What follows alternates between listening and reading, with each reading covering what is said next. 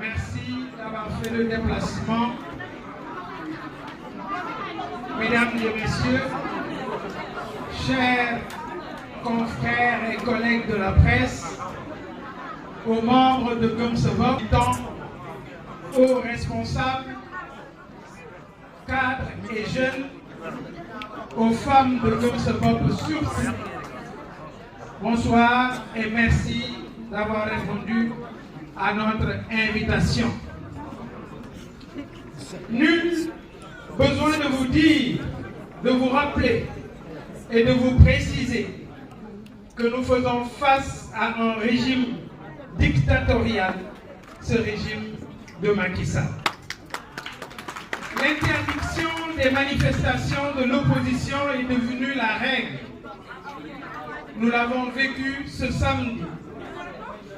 Comme vous le savez, les femmes de Gumsebop ici présentes, donc celles de la région de Dakar, avaient retenu le samedi 18 mars pour m'investir en tant que candidat en perspective de la présidentielle de février 2024. Mais tout a été entrepris pour saboter la manifestation, ce qui est peine perdue, parce que les braves femmes de Gumsebop sont plus que jamais déterminées.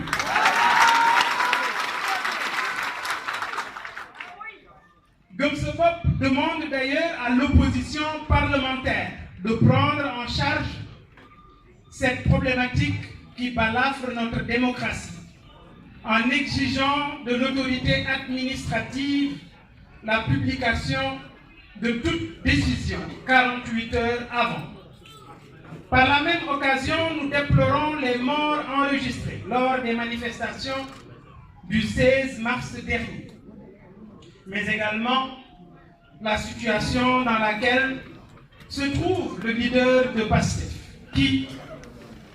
à qui nous souhaitons un prompt rétablissement. Nous interpellons les autorités sur les nombreuses arrestations qui viennent allonger la liste déjà très longue des détenus politiques.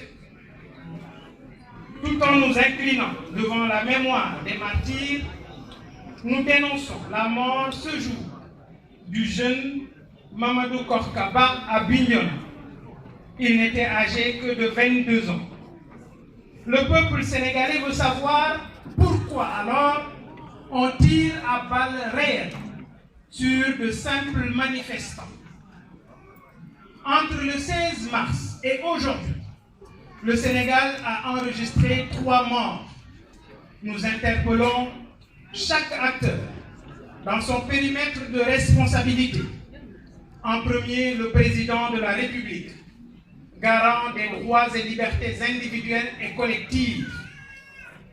Il est dans l'obligation de conduire les parties prenantes vers la restauration de la confiance mutuelle, d'un dialogue politique imminent, franc et sincère. Sinon, cette détermination citoyenne que je vois ces derniers jours sera au-dessus de toute forme d'autocratie et de toute velléité dictatoriale. Sur l'histoire des 93-98 milliards,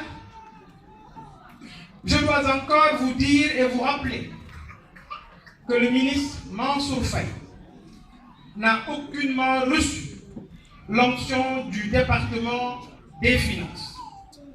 Plus grave, retenez bien ce que je dis, 13 milliards de commissions ont été distribués sur les 98 milliards empruntés au nom de l'État du Sénégal sans approbation du ministre des Finances.